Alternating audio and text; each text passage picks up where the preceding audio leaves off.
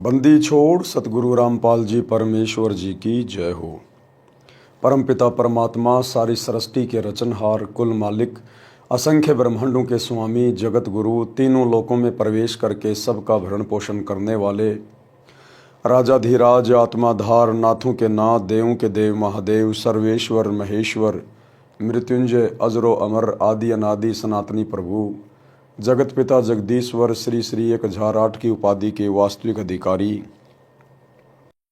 अकाल मूरत सौद स्वरूपी राम वासुदेव, सर्वगतम ब्रह्म, परम पूज्य, प्रथम पूज्य, परम संत, परम पुरुष, परम धनी, परम दयालु, सत्य कबीर, हक्का कबीर, अल्लाह कबीर, अल्लाह अकबर, बाखबर, अल्लाह ताला, जगत के तारणहार, जगत के मुक्तिदाता, जगत के जगन्नाथ, हारे के सहारे, हिंदुओं के राम, मुसलमानों के अल्लाह, सिखों के वाहिगुरु, ईसाइयों के मसीह, दया के सागर दयानिधि, करुणा के सागर करुणानिधि, स्वयंभू परिभू, संकट मोचन, कष्ट हरण, मंगल करण, दुख भंजन, अविगत कबीर, निर्विकार निर्विषम परमात्मा, अलय अलेख सतगुरु, आदि अनादि सतगुरु, असली मर्यादा पुरुषोत्तम, असली राम, असली कृष्ण, असली घनश्याम, असली मुरारी, राजाओं के राजा, महाराजाओं के महाराजा, शहंशाहों के शहंशाह, सम्राटों के सम्राट, भगवानों के भगवान, अल्लाहों के अल्लाह, प्रभुओं के प्रभु, मसीहों के मसीह, सच्चे वाहिगुरु, बाबाओं के बाबा, पीरों के पीर, सेठों के सेठ, जगत सेठ, सावड़सा सेठ, सर्वगुण संपन्न, अनंत कोटि कलाओं के स्वामी, अनंत कोटि ब्रह्मांडों के नायक, योगियों में महायोगी, ध्यानियों में महाध्यानी, सिद्धों में परम सिद्ध, ज्ञानियों में तत्व ज्ञानी, ब्रह्म ज्ञानी, महाज्ञानी, परम ज्ञानी, सर्वश्रेष्ठ ज्ञानी, विज्ञानी, युवा कबीर, समृत कबीर, असमवात, अमित ओजा, सच्चे रहनुमा, करीम अल्लाह, सुभान अल्लाह, दुनिया के अंतिम पैगंबर, 8 सितंबर 1951 से गांव धनाना, जिला सोनीपत, हरियाणा, भारतवर्ष की पावन भूमि पे प्रकट रियल कल की भगवान श्री नारायण साकार हरि, श्री बाबा साहिब नूर अनंत परमात्मा, संत शिरोमणि सतगुरु रामपाल जी परमेश्वर जी के चरण कमल में साध संगति से जुड़े हुए देश विदेश से आप और हम सभी सत्सेवक भाई बहनों का अनंत कोटि दंडवत प्रणाम। सत्साई भाई और बहनों, दया परमपिता परमेश्वर जी की, सतगुरु रामपाल जी की, जिनके विशेष आशीर्वाद से, शुभ आशीर्वाद से, उन्हीं के कर कमल से लिखित पवित्र पुस्तक जीने की राह के ऊपर वीडियो बनाने की श्रृंखला जारी है। इसी श्रृंखला में आज हमारा ये 9वें नंबर का वीडियो है। प्रत्येक वीडियो में गुरुदेव भगवान के आशीर्वाद से जगत व भगत सभी भाई बहनों को भक्ति मार्ग से संबंधित बहुत ही अच्छी अच्छी बातें सीखने और समझने को मिल रही हैं। यदि आपने अभी तक जीने की राह पुस्तक के ऊपर बन रहे वीडियो शुरू से देखने शुरू नहीं किए हैं तो आप जिसे प्रार्थना करेंगे पार्ट नंबर 1 से देखना अवश्य शुरू करें, क्योंकि पार्ट नंबर 1 वीडियो की भूमिका होती है और भूमिका को अच्छे से समझे बिना आगे की वीडियो समझना थोड़ा मुश्किल होता है। तो भाई और बहनों, हमें पिछले वीडियो में किस प्रकार से गुरुदेव भगवान ने समझाया कि बच्चों को अपने वृद्ध माता पिता की किस प्रकार से सेवा करनी चाहिए, क्योंकि वे माता पिता बचपन में आप और हमारा किस प्रकार से जी जान लगाकर पालन पोषण करते हैं, हमारे को प्यार देते हैं। माता अपने बच्चों को सूखे वस्त्रों में सुलाती है, स्वयं उसके पेशाब से गीले हो चुके वस्त्रों में सोती है। पिता कैसे दिन रात एक करके मेहनत करके उसके भरण पोषण का, उसकी पढ़ाई लिखाई का खर्चा उठाता है। तो माता पिता की भी अपने बच्चों से एक आशा होती है, उम्मीद होती है कि जिस प्रकार बचपन में हम इस बच्चे की हर प्रकार से परवरिश कर रहे हैं, पालन पोषण कर रहे हैं, इसकी हर प्रकार की जो डिमांड है उसको पूरा कर रहे हैं, इसी प्रकार माता पिता की भी आशा होती है कि बुढ़ापे में हमारा पुत्र और पुत्र वधू इसी प्रकार से हमें प्यार प्रेम से बोले और हमारी हर संभव सेवा करने का प्रयास करें। और यदि माता पिता की आशाओं के विपरीत बेटा या बेटी या पुत्र वधू अपने माता पिता के या सास ससुर के साथ अच्छा व्यवहार नहीं करते हैं तो उनकी आत्मा दुखी होती है। और आत्मा आप चाहे किसी की भी दुखी कर दीजिए, चोट परमात्मा को पहुंचती है। तो वो बच्चे, वो पुत्र वधू, वो भी कभी अपने जीवन में सुखी नहीं रह सकते। इसलिए हमने हर संभव संतों के सत्संगों को सुनना चाहिए, क्योंकि सत्संग सुने बिना हमें आध्यात्मिक ज्ञान नहीं हो सकता। और आध्यात्मिक ज्ञान के बिना हमें अच्छे संस्कार नहीं मिल सकते, और अच्छे संस्कारों के बिना हम एक अच्छे माता पिता की, अच्छे बेटा बेटी की या अच्छी पुत्र वधू की भूमिका कभी भी नहीं निभा सकते। तो इसी प्रकार की कुछ कथाएं हैं जिनको पूज्य गुरुदेव जी ने आज इस पुस्तक में शामिल किया है कि किस प्रकार से एक राम भगत नाम के व्यक्ति की स्त्री गुजर जाती है, उसका निधन हो जाता है, और किस प्रकार वो अपने बच्चे का पालन पोषण करता है, अपने खेतों में भी काम करता है, दूसरी शादी भी नहीं करवाता है ये सोचकर कहीं मेरे बच्चे के साथ में कोई नाइंसाफ़ी ना हो जाए। अपने बच्चे की हर प्रकार की ज़रूरतों को पूरा करने का प्रयास करता है, और आगे चलकर जब राम भगत के बेटा और उसकी पुत्र वधू उसके साथ अच्छा व्यवहार नहीं करते हैं तो किस प्रकार से उसकी आत्मा दुखी होती है। फिर किस प्रकार से राम भगत का एक रिश्तेदार उसके पास आता है जो पहले से सतगुरु रामपाल जी से उपदेशी था, रामनिवास नाम था। वो राम भगत को समझा बुझाकर सतगुरु रामपाल जी के सत्संग में लेकर जाता है, उसको उपदेश दिलवाता है, और धीरे धीरे राम भगत भी अपने परिवार को, अपने पोता पोतियों को, पुत्र वधू को सत्संग से जोड़ने का प्रयास करता है। और एक समय वो सफल हो जाता है अपनी पुत्र वधू को और अपने दोनों पोतों को सत्संग में ले जाकर। उसके बाद कैसे उस पुत्र वधू का जीवन बदल जाता है, कैसे उसके विचार बदल जाते हैं, और अब आगे की जानकारी हम पूज्य गुरुदेव जी के कर कमल से लिखित इस पुस्तक के माध्यम से प्राप्त करते हैं। पवित्र पुस्तक जीने की राह, पार्ट नंबर 9, पेज नंबर 65। पिता बच्चों की हर संभव गलती क्षमा कर देता है। परमात्मा कबीर जी ने कहा है कि पिता अपने पुत्र पुत्री के सर्व अपराध क्षमा कर देता है। अवगुण मेरे बाप जी बख्शो गरीब नवाज, जो मैं पूत कपूत हूं तो भी पिता को लाज। शब्दार्थ, परमात्मा सभी प्राणियों का पिता है। पिता में विशेषता होती है कि उसका बेटा बेटी अज्ञानता में गलती कर देते हैं और वे पिता से क्षमा याचना कर लेते हैं कि भविष्य में कभी गलती नहीं करेंगे, तो पिता उनको तुरंत क्षमा कर देता है। इसलिए भगत परमात्मा से विनय करता है कि हे दीनदयाल, आप तो सबके पिता हो, मेरे अवगुण अर्थात अपराध पिता होने के नाते क्षमा करना। मैं कपूत यानी निकम्मा पुत्र भी हूं तो भी आप पिता का कर्तव्य पालन करके क्षमा करना। पूज्य गुरुदेव हमें एक बहुत अच्छी शिक्षा दे रहे हैं कि आपने अपने गुरु को शब्द रूप में, परमात्मा के रूप में स्वीकार कर लेना चाहिए, क्योंकि परमात्मा के अलावा सतगुरु की भूमिका करके ये सतज्ञान, शास्त्रों के अनुसार ज्ञान इस पृथ्वी पर अन्य कोई प्रदान नहीं कर सकता है। और उसके बाद फिर हमारा भाव बदलेगा, हमारे सोच विचार बदलेंगे, हमें फिर इस रूप में मात्र एक गुरु दिखाई नहीं देगा, हमें परमात्मा दिखाई देगा, परमेश्वर दिखाई देगा। और उसके बाद भाइयों और बहनों, जब हम गुरु को परमात्मा मान लेते हैं तो भविष्य में हम कभी गलती नहीं करेंगे। फिर यदि फिर भी जाने अनजाने में कोई गलती हो जाती है, क्योंकि हम नादान हैं, हम बच्चे हैं, इस काल के द्वारा परेशान की गई आत्माएं हैं, तो गुरुदेव ने बताया यदि उसके बाद भी कोई छोटी मोटी गलती हो जाती है, कोशिश करो कि जानबूझ के गलती ना हो। यदि फिर भी कोई जाने अनजाने में ऐसा दबाव या प्रेशर से गलती हो जाती है, तो उसके बाद आपने अपने गुरुदेव भगवान से हृदय से क्षमा याचना मांगनी चाहिए। मालिक अंतर्यामी है, वो आत्मा का साथी है, वो सर्वे सर्वा है, सर्वद्रष्टा है, अंतर्यामी है। अगर आप सच्ची नीयत से, अपनी आत्मा से, अपने घर बैठे अपने दरबार साहिब के सामने परमात्मा को दंडवत करके हृदय से क्षमा मांगेंगे, तो परमात्मा आपकी उस गलती को माफ़ कर देता है, और भविष्य में फिर हम दोबारा वो गलती करने का प्रयास ना करें। इसलिए आप और हम सभी भगत भाई बहन को गुरुदेव शिक्षा देते हैं कि आत्मा और परमात्मा के बीच में कोई एजेंट नहीं होता, कोई दलाल नहीं होता, किसी प्रकार का कोई कोऑर्डिनेटर करने वाला व्यक्ति नहीं होता, क्योंकि आत्मा का डायरेक्ट संबंध परमात्मा से होता है, गुरु अंतर्यामी होता है। यदि भगत की नीयत सच्ची है, भाव श्रद्धा अच्छी है, तो परमात्मा उसकी बात सुनता है। गुरुदेव कहते हैं चीटी पायल बाजे पैर, साहिब सुनता है सब लहर।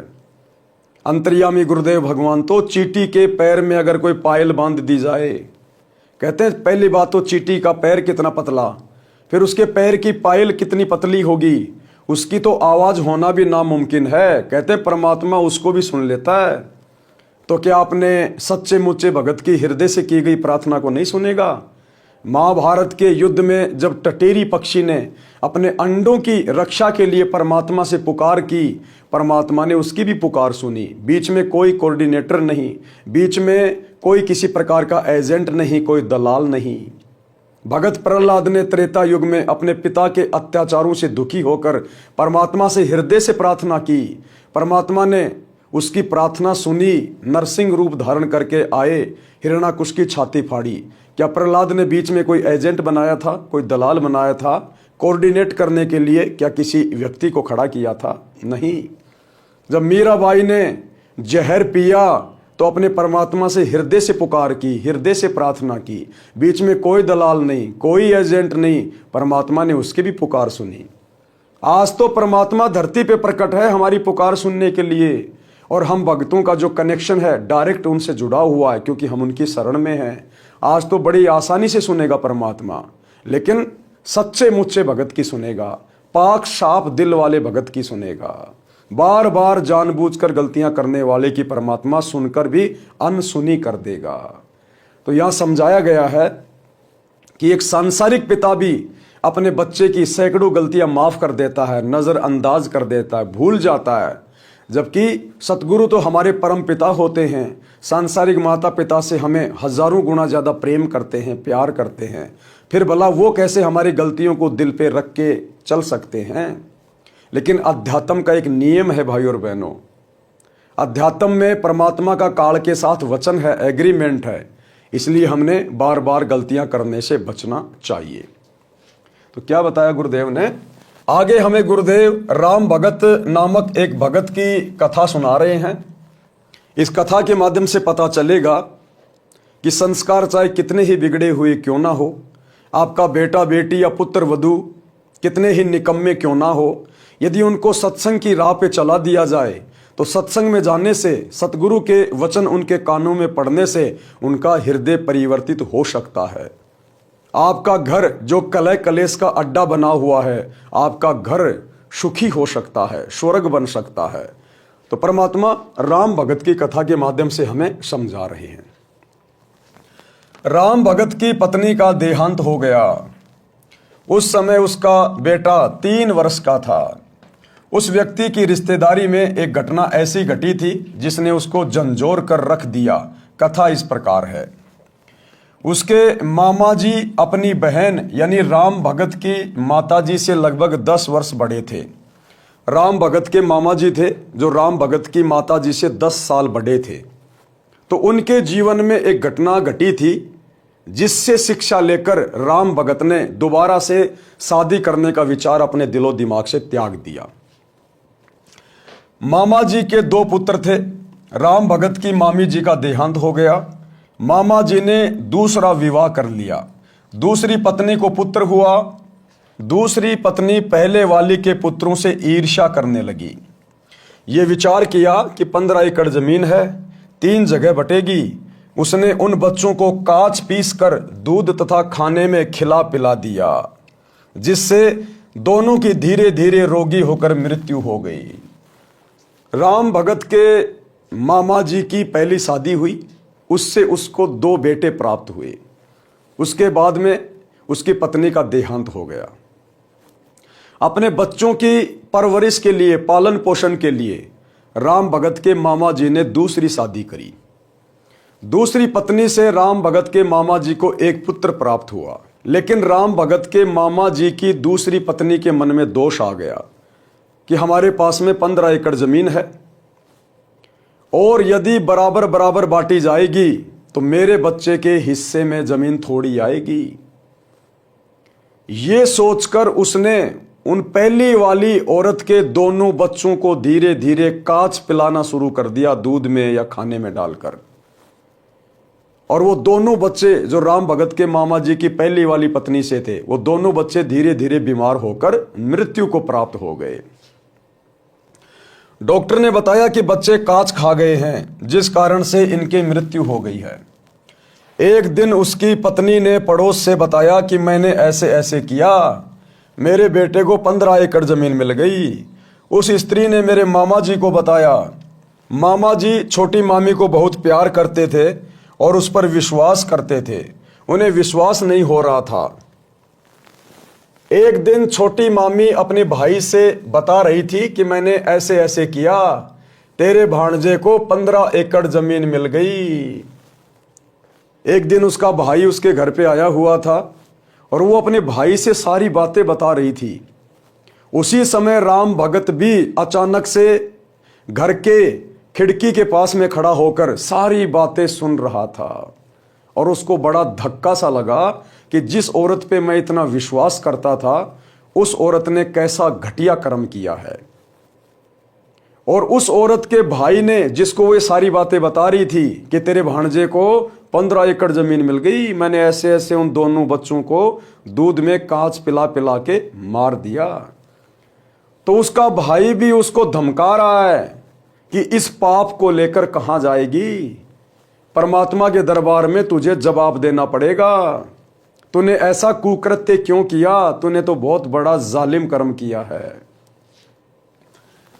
ये बात मेरा मामा भी सुन रहा था क्योंकि वह खिड़की से बाहर स्वाभाविक खड़ा था। मामी का भाई बोला कि बहन तूने जुल्म कर दिया, इस पाप को कहां रखेगी, आज के बाद मैं तेरी शक्ल देखने भी नहीं आऊंगा। उसका भाई कोई अच्छी आत्मा का था। उसके भाई ने भी उसको धमकाया कि बहन तूने ये क्या कर दिया, आज के बाद मैं तेरी शक्ल भी नहीं देखूंगा। मामा जी का दिमाग फटने को हो गया, घर त्याग कर अपनी बहन के घर आ गया, यानी हमारे राम भगत के घर पर जीवन व्यतीत किया। कुछ वर्ष के पश्चात छोटी मामी से जन्मा वह पुत्र भी मर गया। अब ऐसी निकम्मी के खुद के पुत्र कैसे जीवित रह सकते हैं जो दूसरों के पुत्रों के साथ में ऐसा अत्याचार कर रही है। कुछ दिनों के बाद में उसका जो पुत्र था, जिसको 15 एकड़ जमीन का मालिक बनाने के लिए उसने 2 बच्चों की हत्या कर दी थी, कुछ दिनों बाद में उसका बेटा भी मर गया। वह छोटी मामी किसी के साथ भाग गई। पता चला कि उस व्यक्ति ने उसके गहने छीनकर मारकर कुएं में डाल दिया। पुलिस को पता चला तो उस व्यक्ति को फांसी लगाई गई। इस सर्वनाश महाभारत को याद करके राम भगत ने दूसरा विवाह नहीं किया। ये सारी बातें विचार करके राम भगत ने दूसरा विवाह नहीं किया कि मेरे मामा जी ने दूसरा विवाह किया था। उसके बाद उनका पूरा का पूरा परिवार बर्बाद हो गया, सर्वनाश हो गया। कहीं मेरे बच्चे के साथ में ऐसा ना हो जाए, कहीं कोई निकम्मी औरत घर में ना आ जाए। अपने बच्चे के लिए, अपने बेटे के लिए, उसके सुखद भविष्य के लिए राम भगत जी ने दूसरी शादी नहीं की। लड़के को अपने साथ रखता, हल जोतता था तो पुत्र को कंधे पर बैठा कर रखता था, थक जाता था तो पेड़ के नीचे लेटा देता, स्वयं खाना बनाता, स्वयं स्नान कराता, कपड़े साफ करता, जैसे तैसे लड़का जवान हुआ। यानी राम भगत ने अपने बेटे को कितना प्यार दिया बचपन में, किस कदर उसका पालन पोषण किया, स्वयं सारी मेहनत करता था, बच्चे को पढ़ाया लिखाया, हर प्रकार से उसको समझदार बनाया। विवाह कर दिया, फिर भी सब कार्य करता था। लड़का भी काम में हाथ बटाता था, परंतु कठिन कार्य स्वयं ही करता था। वृद्ध अवस्था ने जोर दिया, कार्य कुछ नहीं कर पा रहा था, पुत्र वधू को व्यर्थ का खर्च लगने लगा। अब एक समय बाद में राम भगत बूढ़ा हो गया, पहले जैसी मेहनत नहीं कर पा रहा था, ज्यादातर घर पर ही खाट में पड़ा रहने लगा। अब राम भगत के बेटे की बहू को यह अच्छा नहीं लगता था। उसको लगता था ये तो फालतू का खर्चा है, ना कुछ करता है ना कुछ धरता है। अब भाई और बहनों, यहां पर 2 बातें हैं क्योंकि हमने निष्कर्ष निकाल के चलना है। खाली ये कथाएं नहीं पढ़नी है, हमने इन कथाओं से शिक्षा लेनी है। सबसे पहली बात तो राम भगत, जिसने पूरी जिंदगी बैल की तरह कमा कमा के केवल अपने बच्चे को सुखी देखना चाहा और परमात्मा की भक्ति नहीं की, जबकि सुखी जीवन परमात्मा की भक्ति से मिलता है। बच्चे आपको सुखी जीवन नहीं दे सकते। बच्चों का संस्कार अलग है, आपका संस्कार अलग है।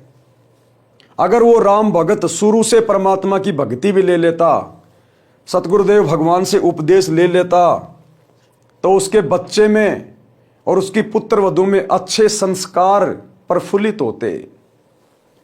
और अच्छे संस्कार वाले बेटा बेटी फिर अपने माता पिता को दुखी नहीं करते, उनको बोझ नहीं समझते, व्यर्थ का भार नहीं समझते उनको।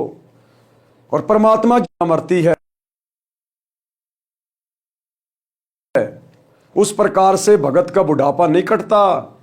उस भक्ति की शक्ति से परमात्मा अपने भगत को बुढ़ापे में दुखी नहीं होने देता, उसको रोगी नहीं होने देता परमात्मा। और भक्ति के कारण उसके बच्चों में भी परमात्मा दया भाव भर देता है। बच्चे भी प्यार और प्रेम से बातें करते हैं अपने भगत माता पिता के साथ।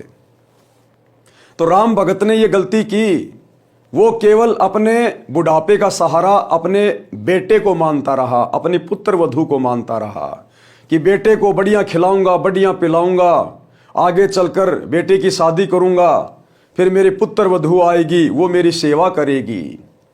लेकिन ये तो जीव की सोच है, जीव की सोच।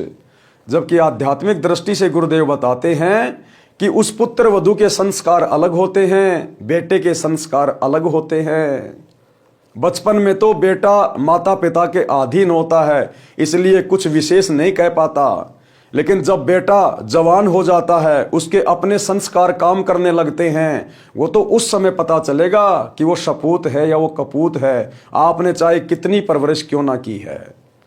अगर संस्कारों को बदला जा सकता है तो केवल परमात्मा की भक्ति से, सतगुरु की भक्ति से, अन्यथा पढ़ाई लिखाई से कभी संस्कार नहीं बदले जा सकते हैं, और ना ही पढ़ाई लिखाई से संस्कार बनाए जा सकते हैं।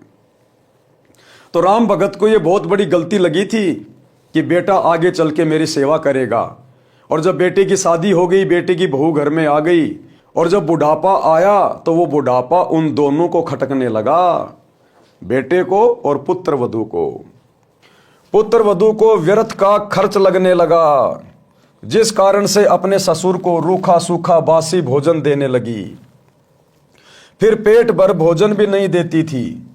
लड़का पूछता था कि पिताजी सेवा ठीक हो रही है? पिताजी कहते कि बेटा कोई कसर नहीं है, बड़ी भाग्यवान बहू है। राम भगत एक अच्छे व्यक्ति की भूमिका निभा रहा था। ये अच्छे भगत की भूमिका हम सभी ने निभानी चाहिए। राम भगत जिस प्रकार से अपनी पुत्र वधू की बड़ाई कर रहा है अपने बेटे के आगे, उसकी कमियां नहीं बता रहा कि बेटा ये बहू तो मुझे सीधे मुंह बोलती भी नहीं है, मुझे तो पेट भर भोजन भी नहीं दे रही है, मेरे को तो ताजा भोजन खाए हुए कई दिन हो गए, रूखा सूखा बासी भोजन मुझे दे रही है। ये सारी बातें राम भगत ने नहीं बताई कि कहीं घर में झगड़ा ना हो जाए, मेरे बेटे को कोई टेंशन ना हो जाए।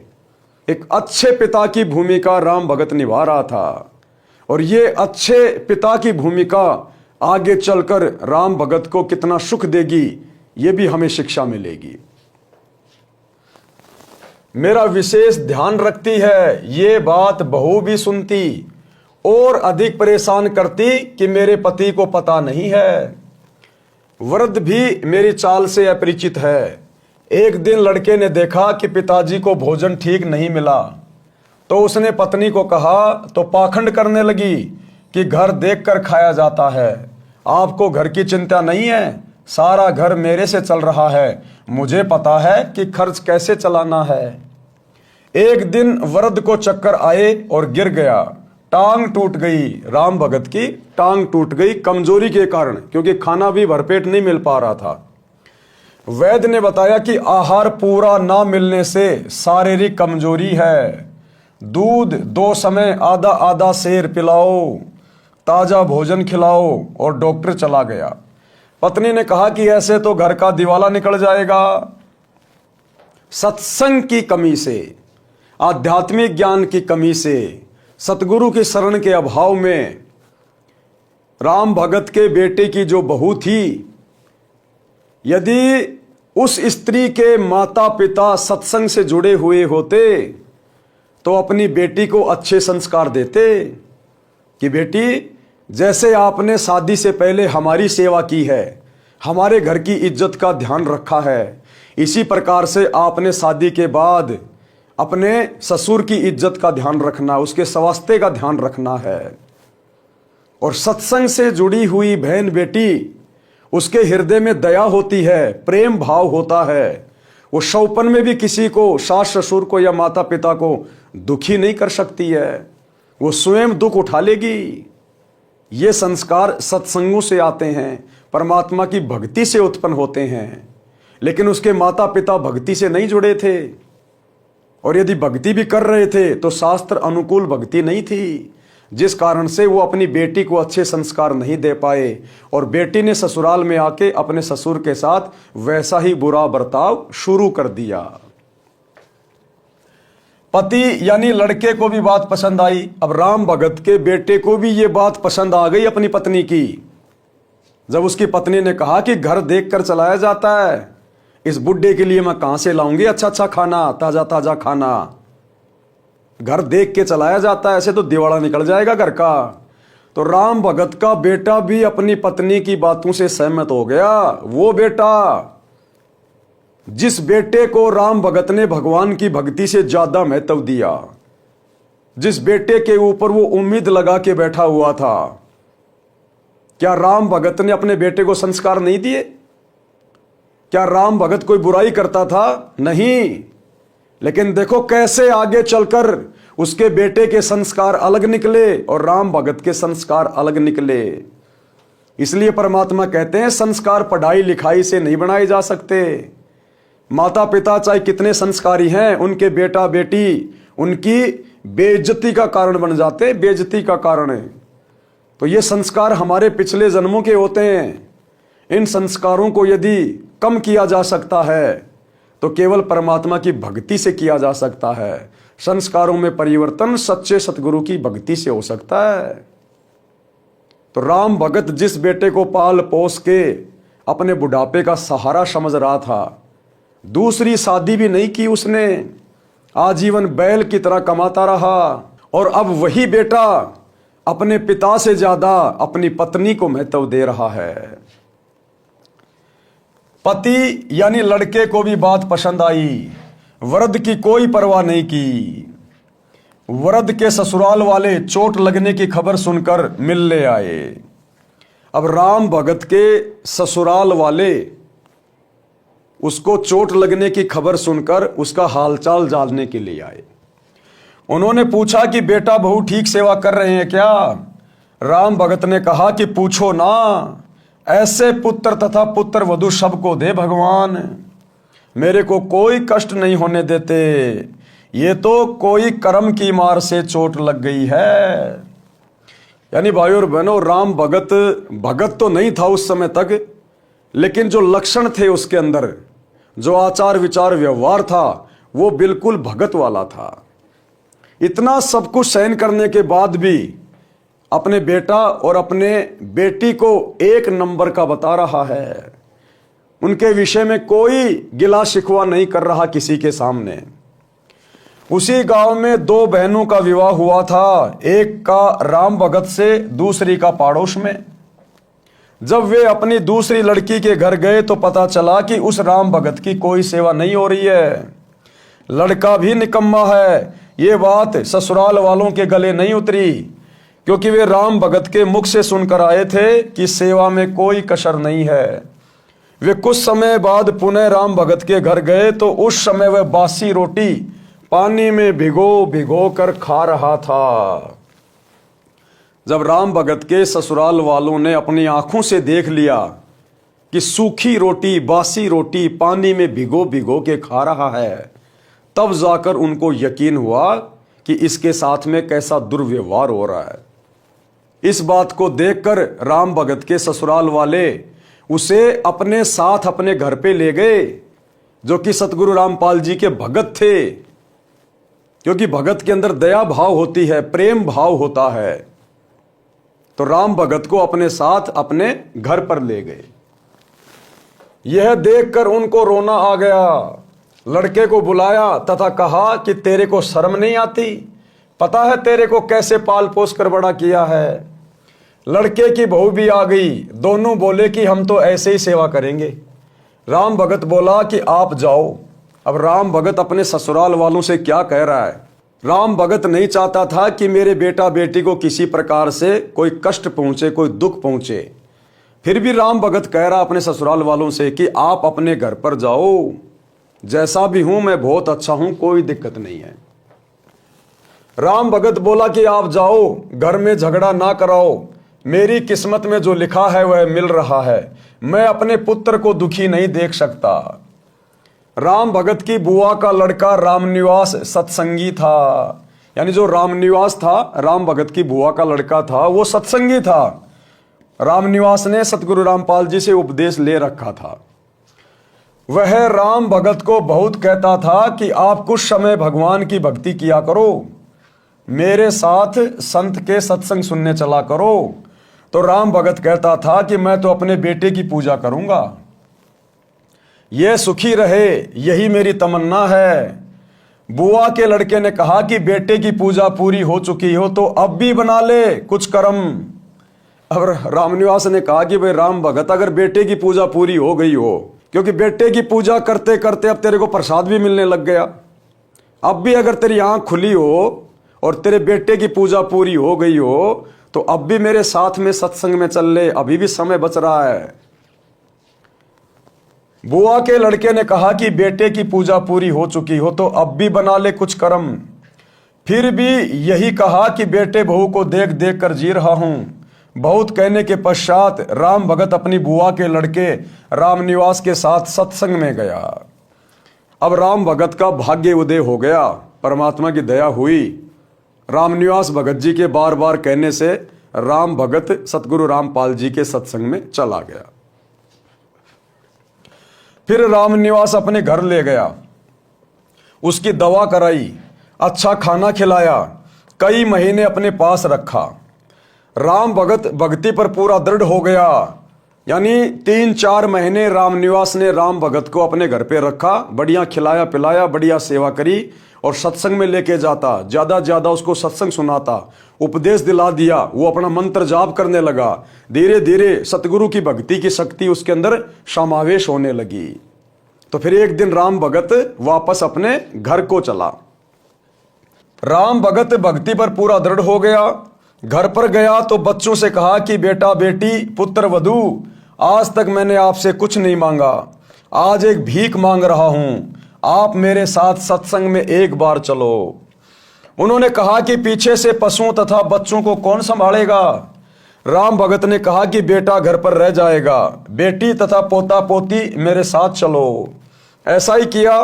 जब उस पुत्र वधू ने सत्संग के वचन सुने, वहां आने वाले सब भक्तों की सेवा पुराने भगत भगतमती ऐसे कर रहे थे जैसे विशेष मेहमानों की सेवा करते हैं।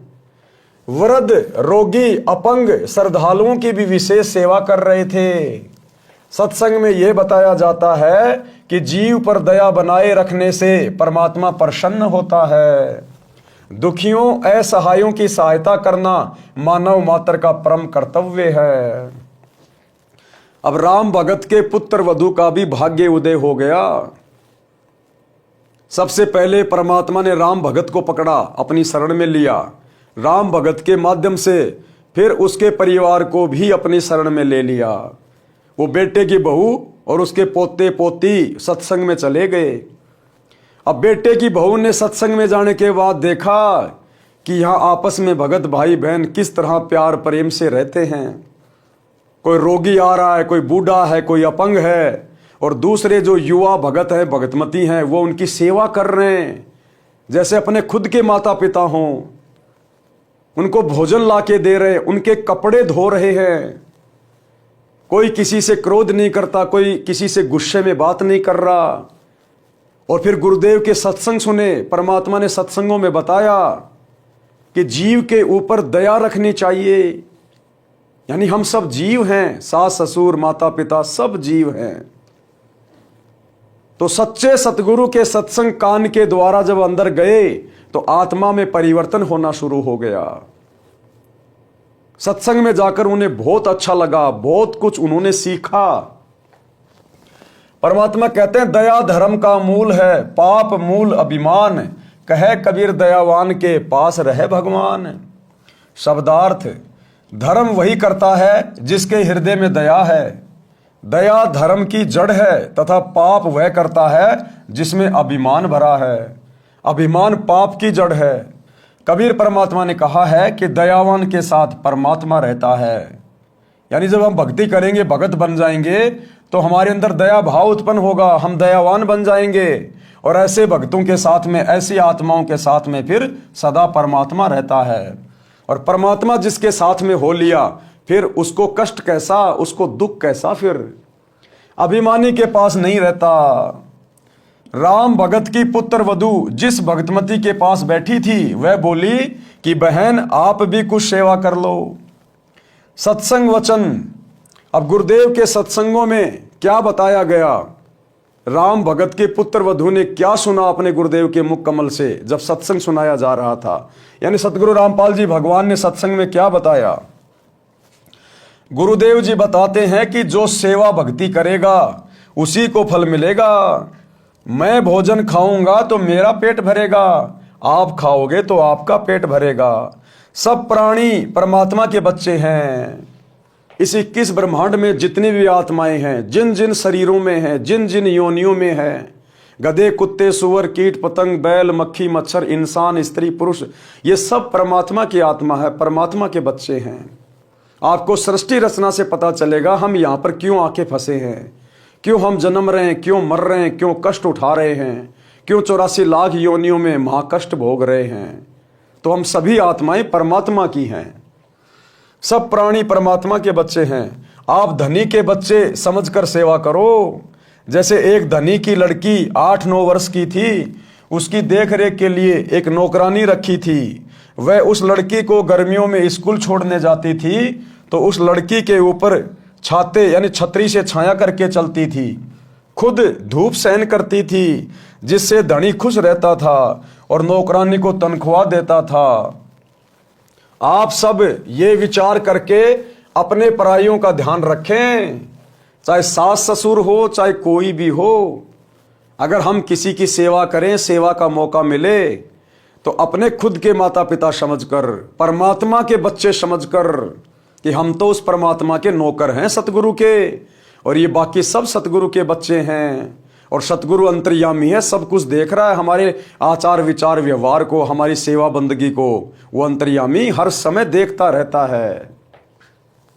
सास ससुर की सेवा, छोटे बड़े की सेवा, सबका सम्मान करना आप जी का परम कर्तव्य है। यदि आप अपने सास ससुर माता पिता या अन्य आश्रितों की सेवा करोगे, तो परमात्मा आपकी सेवा का प्रबंध करेगा। आप अपने छोटे बड़े बच्चों को भी सत्संग में साथ लाया करो। बच्चों में भी छोटे बड़ों की सेवा करने, अच्छा व्यवहार करने के संस्कार पड़ेंगे। वे बच्चे बड़े होकर आपकी, यानी जब आप बूढ़े हो जाओगे तब भी ऐसे ही सेवा करेंगे। क्यों? क्योंकि उन बच्चों ने बचपन से वही चीजें देखी हैं कि सत्संग में कैसे बड़े बूढ़ों की सेवा की जाती है, घर में मेरे माता पिता कैसे मेरे दादा दादी की सेवा कर रहे हैं, तो बच्चे में फिर वही गुण विकसित होने लग जाते हैं। जैसे बेटी एक बाप माँ को छोड़कर नए माता यानी सास पिता ससुर के पास जाती है, यानी पीहर से कोई लड़की जब ससुराल जाती है तो नए माता पिता के पास जाती है। अब जन्म के माता पिता तो इतने साथी थे, उन्होंने पाल पोस कर नए माता पिता को सौंप दिया। सास ससुर का कर्तव्य है कि आने वाली बेटी को अपनी बेटी की तरह प्यार दें। भेदभाव शौपन में भी नई बेटी वह अपनी जन्म की बेटी में ना करें, जो झगड़े की जड़ है। पुत्र वधू को चाहिए कि नए घर की परिस्थितियों के अनुसार अपने आप को ढाले, माँ के घर वाले बर्ताव को कम प्रयोग करे। यानी ससुराल में जाने के बाद पहले माता के घर में पीहर में हम जो मर्जी किया करते थे, छोटा मोटा लड़ाई झगड़ा कर लिया करते थे, किसी चीज के लिए जिद पकड़ के बैठ जाया करते थे। तो गुरुदेव कह रहे ससुराल में जाने के बाद अपने व्यवहार में भी बदलाव लाना चाहिए। अब पुत्र वधू का घर परिवार यही ससुराल है।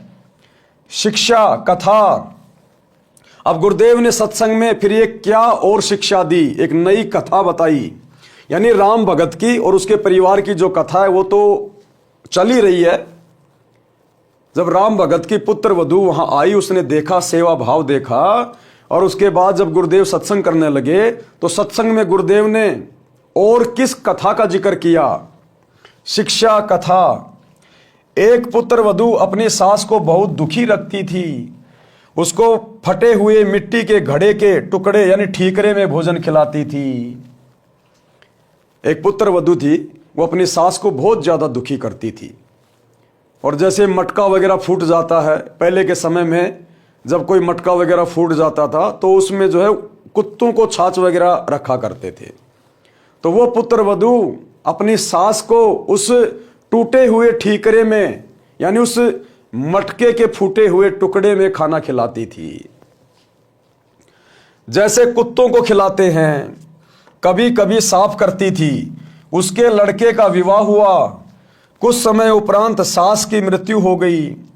तब वह अपनी पुत्र वधू से बोली कि इस ठीकरे को फोड़कर बाहर फेंक दे। कुछ समय बाद में उस औरत का लड़का बड़ा हो गया, उसकी शादी हो गई, उसके बेटे की बहू घर आ गई। उधर से उसकी सासू मर गई, जिसके साथ वो अच्छा व्यवहार नहीं करती थी। जब सासू मर गई तो उस स्त्री ने अपने बेटे की बहू से कहा कि इस ठीकरे को बाहर जाके फोड़ दे। तो उस पुत्र वधू ने कहा कि फोड़ूंगी नहीं, मैं इसको बाहर जाके फोड़ूंगी नहीं, इसको तो मैं संभाल के रखूंगी। कल को तू भी तो बूढ़ी होगी, और जब तू बूढ़ी हो जाएगी तो तेरे को भी तो इसी ठीकरे में भोजन खिलाऊंगी। वो पुत्र वधू बहुत समझदार थी, वो सतगुरु रामपाल जी से उपदेश प्राप्त थी। वो ऐसा उसके साथ करना नहीं चाहती थी, लेकिन अपनी सास को शिक्षा देनी चाहती थी कि तूने कितना जुल्म किया है अपनी सास के साथ में। तो उसने कहा कि इसको फोड़ूंगी नहीं, कल को तू भी तो बुढ़िया होगी, तेरे को भी इसी ठीकरे में भोजन डाल के दिया करूंगी। तब वह अपनी पुत्र वधू से बोली कि इस ठीकरे को फोड़कर बाहर फेंक दो। वह पुत्र वधू बोली कि सास जी, आपको भी इसी ठीकरे में भोजन दिया करूंगी, आपने बड़े जुल्म उस बुढ़िया के साथ किए हैं।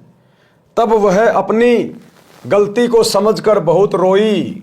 पुत्र वधू बुद्धिमान थी, शाम तक उस ठीकरे को नहीं फोड़ा।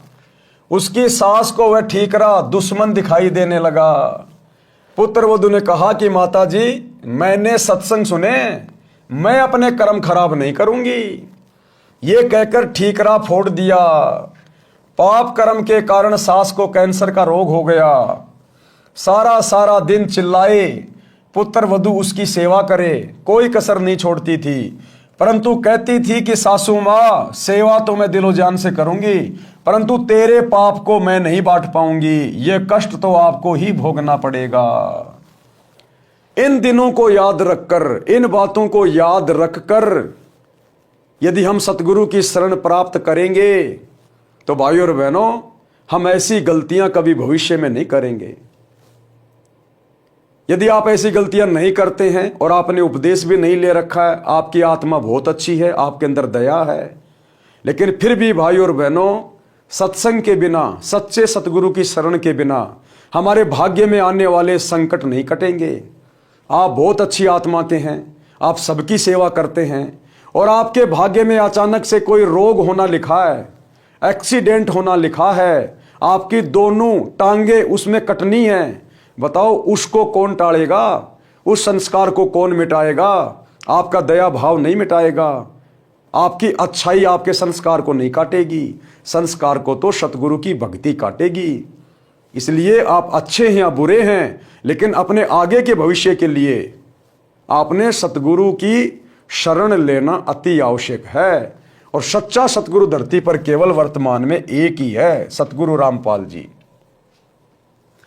यदि सत्संग सुने होते तो ये दिन नहीं देखने पड़ते। अब वो पुत्र वधू अपनी सास को समझा रही है, जिसको कैंसर हो गया था, बहुत ज्यादा रोती थी, चिल्लाती थी, पीड़ा भोग रही थी। तो पुत्र वधू कह रही है कि सासू जी, सेवा तो मैं आपकी दिलो जान से करूंगी, लेकिन आपके जो पाप कर्म है, जिनके कारण आप ये कष्ट भोग रही हैं, ये पीड़ा तो आपको ही सहन करनी पड़ेगी। अगर समय रहते जाग जाती, संत के सत्संग में जाती, थोड़ी बहुत भक्ति करती तो अपनी सासू की भी सेवा करती डर के भगवान से कि आज इसकी सेवा मैं नहीं करूंगी तो कल को मेरी कौन करेगा, तो ये पाप कर्म करने से बच जाती। तो साथ में वो अपनी सासू को भी समझाती थी। यदि सत्संग सुने होते तो ये दिन नहीं देखने पड़ते। तब उस जालिम औरत ने कहा कि बेटी, मैं महापापणी हूं, क्या मेरा भी उद्धार हो सकता है? मैं भी दीक्षा लेना चाहती हूं। लड़की सत्संगी घर की थी, उसको पता था कि दीक्षा लेकर भक्ति करने से पाप कर्म नष्ट होते हैं। आप चाहे कितने ही घोर पापी हैं, आपने कितने जुल्म कर रखे हैं, यदि आप अंत में उनका प्रायश्चित करके और सच्चे सतगुरु की शरण में आ जाते हैं तो सतगुरु आपके उन पाप कर्मों को धीरे धीरे नष्ट करना शुरू कर देते हैं। उसको पता था कि दीक्षा लेकर भक्ति करने से पाप कर्म नष्ट होते हैं। जिनके अधिक पाप हैं, भक्ति करने से लाभ ही होगा, पाप कम ही होंगे तथा भविष्य में मानव जन्म भी मिल जाता है। यदि मर्यादा में रहकर अंतिम श्वास तक साधना करता रहे। सत्संग में गुरुदेव जी उदाहरण देकर समझाते हैं कि जैसे किसी का कपड़ा कम मैला है तो थोड़े प्रयास से ही निर्मल हो जाता है, यदि अधिक मैला है तो 2-3 बार साबुन पानी से धोने से निर्मल हो जाता है। जिसने अधिक मैला कर रखा है तथा अन्य दाग भी लगाए हैं तो ड्राई क्लीन से साफ हो जाता है। यदि साफ करने का इरादा दृढ़ हो तो मिस्त्री का काला हुआ वस्त्र भी साफ हो सकता है। लड़की यानी पुत्र वधू को पता था कि सास जी ने तो मिस्त्री वाली दशा कर रखी है, यानी अपने पाप कर्म बहुत ज्यादा बढ़ा रखे हैं, अपनी आत्मा को बहुत ज्यादा मैला कर रखा है। फिर भी परमात्मा की शरण में अवश्य लाभ होता है। इस उद्देश्य से अपनी सासू माँ को भी दीक्षा दिला दी। कुछ समय पश्चात कैंसर में कुछ पीड़ा कम हो गई, यानी गुरुदेव भगवान के आशीर्वाद से धीरे धीरे वो स्वस्थ होने लगी। उसकी दर्द, उसकी तकलीफ धीरे धीरे कम होने लगी। सत्संग सुनकर उसे रोना आया कि माता पिता की बहू बेटों से क्या आकांक्षा होती है। मुझ पापिन ने अपने सासू जी के साथ क्या बर्ताव किया, मुझे तो ये रोग होना ही था। यदि पहले ये ज्ञान सुनने को मिल जाता तो मैं क्यों ये पाप करती। इसीलिए भाइयों और बहनों, समय से पहले गुरुदेव भगवान ने सत्संग करके, पुस्तकें लिख के आप लोगों को समझाने का प्रयास किया है, जो अभी सतगुरु रामपाल जी की शरण से कोसों दूर है, जो केवल अपने इसी जीवन को उत्तम मान रहे हैं। थोड़ी बहुत पिछले जन्मों के पुण्यों के कारण जो सुख सुविधाएं आपको प्राप्त है, आप केवल इन्हीं में मगन हो रहे हो, मस्त हो रहे हो। आप लोगों को शिक्षा लेनी चाहिए। आपके संस्कार अलग हैं, आपके बच्चों के संस्कार अलग हैं। यदि सतगुरु की शरण में नहीं आए समय रहते तो आगे भविष्य में क्या संस्कार अंगड़ाई लेंगे, कैसे कैसे कष्ट आपके शरीर पर और आपके परिवार पर आन पड़ेंगे। जिन बच्चों के भरोसे, जिनको पढ़ा लिखा के बड़े अधिकारी बना के आप निश्चिंत होके बैठे हैं कि बुढ़ापे में बच्चे सेवा करेंगे, इनकी कमाई से हम ऐश करेंगे, क्या पता वो बच्चा कल को एक्सीडेंट में मारा जाए और वो पुत्र वधू किसी और के साथ भाग जाए। कहाँ तुम्हारे बच्चे ने आपको सुख दिया, कहाँ उस बच्चे की नौकरी ने आपको सुख दिया। इंसान यदि सुखी होगा तो सतगुरु की भक्ति से, सतगुरु के आशीर्वाद से। सतगुरु जो व्यवस्था कर देगा भगत की भक्ति के कारण, दान पुण्य के कारण, सेवा के कारण, वो यहाँ का राजा भी अपने मित्र की नहीं कर सकता है। इसलिए सतगुरु के सत्संग सुनकर उनकी शरण में आना अति आवश्यक है। यदि पहले यह ज्ञान सुनने को मिल जाता तो मैं क्यों ये पाप करती, निर्मल जीवन जीती, सासू माँ की आत्मा भी खुश करती, अपना जीवन सफल कर लेती। उपरोक्त वचन सुनकर राम भगत जी की पुत्र वधू उस अपनी सहेली पुरानी भगतमती से लिपट कर फूट फूट कर रोने लगी। अब जब गुरुदेव भगवान ने सत्संग में यह कथा सुनाई तो राम भगत के बेटे की बहू अपने साथ में बैठी दूसरी सत्संगी बहन के साथ लिपट लिपट कर रोने लगी। उसे अपने पुराने दिन याद आ गए कि मैंने मेरे ससुर जी के साथ में किस कदर बुरा बर्ताव किया, समय पे भोजन नहीं दिया, रूखा सूखा भोजन दिया। बुढ़ापे में माता पिता को प्यार प्रेम की आवश्यकता होती है, वो भी मैंने उनके साथ नहीं किया। और मेरे ससुर ने मेरे साथ कितना अच्छा बर्ताव किया। तो ये सारी बातें याद कर करके और राम भगत के बेटे की बहू फूट फूट के रोने लगी। सतगुरु के एक सत्संग ने उसके पाप कर्मों को फोड़ के रख दिया। विचार करने पे मजबूर हो गई कि कल को यह समय मेरा भी आएगा, मैं ये पाप लेके कहां जाऊंगी फिर। तो फूट फूट के रोने लगी। उपरोक्त वचन सुनकर राम भगत जी की पुत्र वधू उस अपनी सहेली पुरानी भगतमती से लिपटकर फूट फूट कर रोने लगी। आधा घंटे तो अपने को रोक नहीं सकी। अधिक सांत्वना के पश्चात सुबकी रुकी और अपने ससुर पिता के साथ किए बर्ताव का उल्लेख रोते रोते किया कि मैंने अपने ससुर जी के साथ में किस कदर बुरा बर्ताव किया, और अंत में मेरे ससुर ही मुझे प्रार्थना करके सत्संग में लेके आए हैं। अपने ससुर जी की इंसानियत भी बताई कि कभी अपने बेटे से भी नहीं बताया कि मेरी बहू मेरे साथ ऐसा बुरा बर्ताव कर रही है। अब यह है भाइयों और बहनों राम भगत की इंसानियत का और सहनशीलता का नतीजा। जिस समय वो बेटे की बहू राम भगत के साथ बुरा बर्ताव करती थी, रूखा सूखा खाना दिया करती थी, और जब बेटा कहता था, रिश्तेदार कहते थे कि सेवा पानी ठीक हो रही है, तो राम भगत कहता था ऐसी बहू गांव में कहीं नहीं है, मेरा बहुत ध्यान रखती है, बहुत अच्छे बेटा बेटी हैं। भाइयों और बहनों, उस समय यदि राम भगत रिश्तेदारों से या गांव वालों से या अपने बेटे से अगर अपनी पुत्र वधू की बुराई करता, उसको डांट मरवाता, उसकी बेइज्जती करवाता, क्योंकि रिश्तेदारों के सामने बुराई करता, हकीकत बताता, तो रिश्तेदार आकर उसको डांटते फटकारते। गांव में उस पुत्र वधू की बेइज्जती होती कि कैसी निकम्मी बहू आई है, अपने ससुर की इज्जत भी ढंग से नहीं करती। क्या पता वो बेटा भी अपनी पत्नी पे हाथ साफ कर देता। लेकिन राम भगत की सहनशीलता ने, उसकी इंसानियत ने, एक अच्छे व्यक्ति के गुण जो उसके अंदर विद्यमान थे, जिस कारण से उसने कभी भी अपने बेटा बेटी की बुराई नहीं की, किसी के आगे नहीं रोया धोया। उस इंसानियत का परिणाम यह निकला कि वो पुत्र वधू उसके साथ में सत्संग में गई और आज उसका हृदय परिवर्तन हो गया।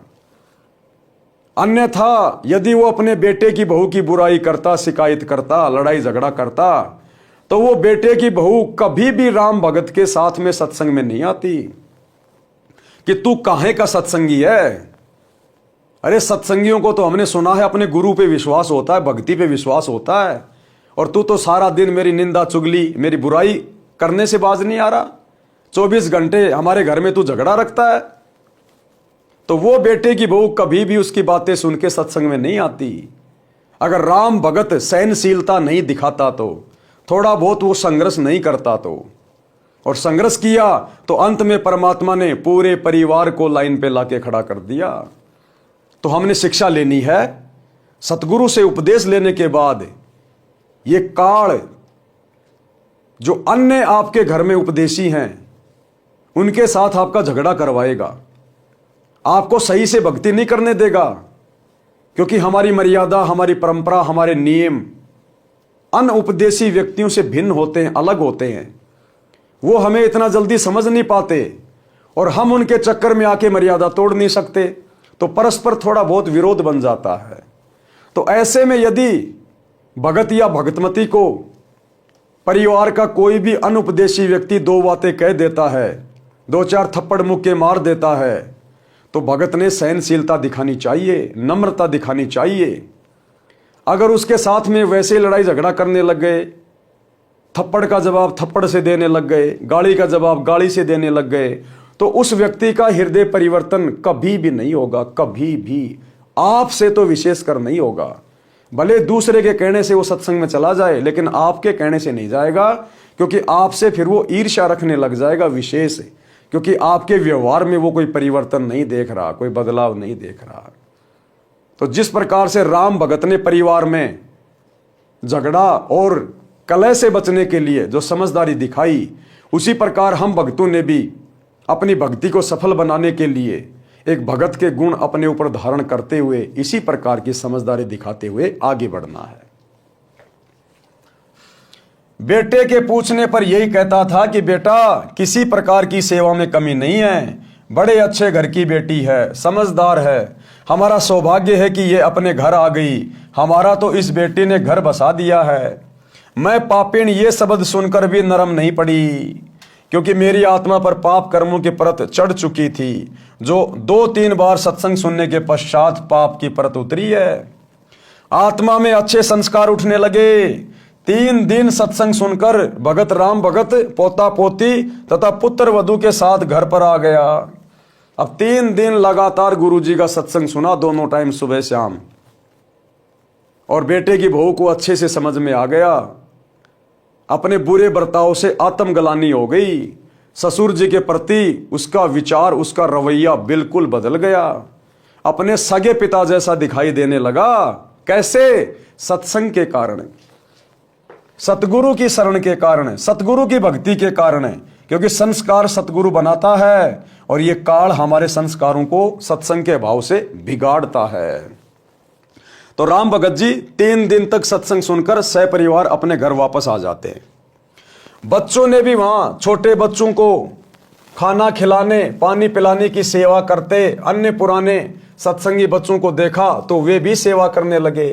अब राम भगत के पोता पोती भी सत्संग में अन्य जो छोटे छोटे बच्चे थे सेवा कर रहे थे, भंडारे में पानी पिला रहे थे, किसी को चाय पिला रहे थे, किसी को नहला रहे थे। तो वो छोटे छोटे बच्चे भी वही सेवा करने लगे वहां पर। उनको भी बड़ा आनंद आने लगा दूसरों की सेवा करने में। घर पर आकर अपने दादाजी के लिए पानी की बाल्टी भरकर दोनों भाई बहन लटका लाए और बोले, दादाजी स्नान कर लो। राम भगत जी ने कहा कि बच्चों, तुम्हारे पेट में दर्द हो जाएगा, इतना वजन मत उठाओ, मैं अपने आप ले जाऊंगा। बच्चे बोले कि दादाजी, सत्संग में गुरुजी ने बताया था कि सेवा करने से लाभ ही लाभ मिलता है, कोई कष्ट नहीं होता। अगर पेट में दर्द भी हो गया तो सेवा के कारण गुरुजी ठीक कर देंगे। हम रोटी खाएंगे तो हमारा पेट भरेगा, हम सेवा करेंगे तो हमें पुण्य मिलेगा। बच्चों में भी इतनी जल्दी संस्कार उत्पन्न हो गए। जैसी सेवा वो आश्रम में कर रहे थे, तुरंत घर पे आकर अपने दादाजी के लिए पानी की बाल्टी भर के लेके आ गए, गर्मा गर्म पानी की। यदि रोग भी हो तो भक्ति और सेवा से समाप्त हो जाता है। वहां आश्रम में अनेकों माई भगत बता रहे थे कि हम बीमार रहते थे, नाम लेने के पश्चात जैसी सेवा कर सके करने लगे, हम स्वस्थ हो गए। डॉक्टरों ने जवाब दे दिया था, देखो हमारी दवाइयों की पर्चियां, 4 वर्ष से उपचार चल रहा था, अब कोई दवा नहीं खाते। बच्चों ने क्या बताया दादाजी को? जब दादा ने कहा कि बच्चों ज्यादा वजन मत उठाओ, पेट में दर्द हो जाएगा, तो बच्चों ने सत्संग में सुनी बातें बतानी शुरू कर दी कि गुरुजी ने कहा था कि अगर हम सेवा करेंगे तो हमारे को पुण्य मिलेगा, हम रोटी खाएंगे तो हमारा पेट भरेगा, और अगर कोई दिक्कत भी हो गई तो गुरुजी कह रहे थे कि भगवान तो अपनी भक्ति से रोग को भी ठीक कर देता है। हमने वहां बहुत सारे भगत देखे थे जो हॉस्पिटल से दुखी होके, डॉक्टरों से दुखी होके अपनी पर्चियां ले लेके आए थे कि हम इतने सालों से बीमार थे, हमारे ऊपर कोई दवा काम नहीं कर रही थी। जैसे ही हमने सतगुरु रामपाल जी से उपदेश लिया, तुरंत हमारा रोग समाप्त हो गया। यानी सतगुरु ने तो हॉस्पिटलों को भी फैल कर दिया, डॉक्टरों को भी फैल कर दिया। हमारे गुरुजी तो डॉक्टरों के भी डॉक्टर हैं। दास गरीब तबीब सतगुरु बंदी छोड़ कबीर हैं। तबीब यानी वैद, वैदों का वैद भी सतगुरु है। ये हमारे शरीर और आत्मा दोनों का वैद है। तो ये सारी बातें वो अपने दादाजी को बताने लगे। परमात्मा ने वेदों का भी हवाला दिया है। ऋग्वेद मंडल 10 सूक्त 161 मंत्र 2 में भी यही प्रमाण है कि यदि रोगी मृत्यु के निकट पहुंच गया है, यानी उसको असाध्य रोग भी हो गया हो, यदि वह भक्ति पर लग जाए तो परमात्मा उसको मृत्यु के मुख से निकाल कर ले आए। आज हमें वही तो परमात्मा मिला हुआ है, और इस परमात्मा को किसी का रोग ठीक करने के लिए हॉस्पिटल की जरूरत नहीं है, डॉक्टरों की जरूरत नहीं है, मेडिसिन की जरूरत नहीं है। ये परमात्मा समर्थ है अपनी भक्ति की शक्ति से, अपने आशीर्वाद से। सतगुरु जो चावे सो कर ही, 14 कोटि दूत यम डर ही, ऊत भूत जम त्रास निवारे, चित्रगुप्त के कागज फाड़े। अगर धर्मराज के कागजों में भगत की रोग से मृत्यु होनी लिखी हो, परमात्मा उसको भी कैंसिल कर देगा, उसके कागज फाड़ देगा, अपने भगत की तकदीर नए सिरे से अपने हाथ से लिख देगा। उसे स्वस्थ करके 100% यानी पूरी आयु जीवन देता है। लेखक, ये लेखक शब्द क्यों लिखा है पता है लास्ट में? कि ऋग्वेद मंडल में जिस प्रकार से परमात्मा के गुण लिखे हैं ना, आज इस पुस्तक का लेखक है उन समस्त गुणों युक्त। यानी आज लेखक स्वयं धरती पर सतगुरु रूप में आपको उपलब्ध है, प्राप्त है। ये ऋग्वेद में इसी सतगुरु के विषय में लिखा हुआ है। जब सतगुरु कबीर जी धरती पर प्रकट होते हैं संत रूप में, तब वो ऐसे चमत्कार करते हैं। और निसंदेह सतगुरु रामपाल जी की शरण में आने के बाद हजारों नहीं लाखों की संख्या में आपको ऐसे भगत भाई बहन मिलेंगे जिनको देश के बड़े बड़े hospital, PGI, AIIMS, Apollo, Safdarjung, इन्होंने मना कर दिया था कि अब आगे आपका जीवन शेष नहीं है, घर जाइए। घर वालों को कह दिया था 2-3 महीने सेवा कीजिए, इससे ज्यादा जीवन नहीं है। और जैसे सतगुरु की शरण में आए, उपदेश लिया, भक्ति शुरू की, आज वो घोड़े की तरह दौड़ रहे हैं। ऋग्वेद में लिखा है परमात्मा अपने भगत को, यदि वो मृत्यु के निकट भी पहुंच चुका है, धर्मराज के दरबार में भी यदि यम के दूत उसको ले गए हैं, परमात्मा वहां से भी अपने भगत को छुड़वा कर 100 वर्ष की आयु प्रदान कर देता है भक्ति के लिए। तो आज ये समस्त गुण धरती पर यदि एकमात्र किसी संत में हैं तो सतगुरु रामपाल जी में है, क्योंकि ये स्वयं ऋग्वेद वाला परमात्मा है। इसलिए गुरुदेव ने यहां पर लास्ट में लेखक लिखा है कि ये सारे गुण लेखक कौन है? हमारे गुरुदेव लेखक में उपलब्ध है। इतनी देर में पुत्र वधू आई। अब दोनों बच्चे और दादाजी आपस में बातें कर ही रहे थे, जो बातें गुरुदेव ने सत्संग में सुनाई थी। इतने देर में राम भगत के बेटे की बहू आई और क्या बोली? इतनी देर में पुत्र वधू आई और कहा, पिताजी स्नान कर लो। कहां तो सूखी रोटी टेढ़ा मुंह करके पकड़ा के जाती थी कि खा ले खाना तो खा ले, व्यर्थ में हमारे ऊपर बोझ बन के बैठ गया, कब मरेगा। और एक सत्संग सुनने से इतना हृदय परिवर्तित हो गया। इसको कहते हैं सतगुरु के वचन की शक्ति। सतगुरु के वचन की शक्ति। जैसे पारस लोहे को सोना बना देता है छूते ही, ऐसे ही परम संत के मुख से सत्संग सुनते ही आत्मा इस प्रकार से परिवर्तित होना शुरू हो जाती है। इतनी देर में पुत्र वधू आई और कहा, पिताजी स्नान कर लो, धोती यही छोड़ देना, मैं आप साफ कर दूंगी। राम भगत जी ने कहा कि बेटी, आपको घर का बहुत कार्य करना होता है, खाना बनाना, पानी लाना, पशु संभालना है, मैं आप धो लूंगा। मेरी टांग भी अब ठीक हो गई है, बस थोड़ा सा लंग रहता है। राम भगत स्नान करके धोती बदलकर धोती धोने लगा। उसी समय बच्चों ने आकर धोती छीन ली और लेकर अंदर भाग गए और अपनी माता जी को दे दी। फिर कुर्ता भी ले गए, दूसरा कुर्ता लाकर दे दिया। लड़का खेत से पशुओं का चारा लेकर आया और पहले की तरह पिताजी को देखा और बिना बोले आगे घर में चला गया। अब बेटे की तो वही पहले वाली आदत। अब बेटे को क्या पता कि तेरी औरत सत्संग सुन के बदल चुकी है। उसके संस्कार सतगुरु ने परिवर्तित कर दिए। उसकी आत्मा में अब दया भाव भर दिया सतगुरु ने। अब वो पहले वाली नहीं रही। लेकिन बेटा तो अभी भी पहले वाला ही था। बेटा घर खेत से आया, अपने पिताजी को देखा और देख के अंदर की ओर चला गया। उसने देखा कि पत्नी निर्मला हलवा बना रही थी। अब ये पॉइंट भाई और बहनों आप और हमारे लिए, हम जितने भी सतगुरु रामपाल जी परमेश्वर जी के फॉलोवर हैं, भगत हैं, ये आप और हमारे लिए है। सतगुरु यानी स्वयं परमात्मा, परमेश्वर, अल्लाहू अकबर, धरती पर यह सत्ज्ञान इनके अलावा और कोई नहीं दे सकता। काल के साथ में टक्कर धरती पर और कोई आचार्य शंकराचार्य नहीं ले सकता। इसलिए सतगुरु स्वयं परमात्मा होता है। और गीता अध्याय 3 श्लोक 13 में लिखा है कि परमात्मा को भोग लगाए बिना जो व्यक्ति अन्न पकाते हैं, अन्न खाते हैं, वो तो समझो पाप खा रहे हैं, पाप।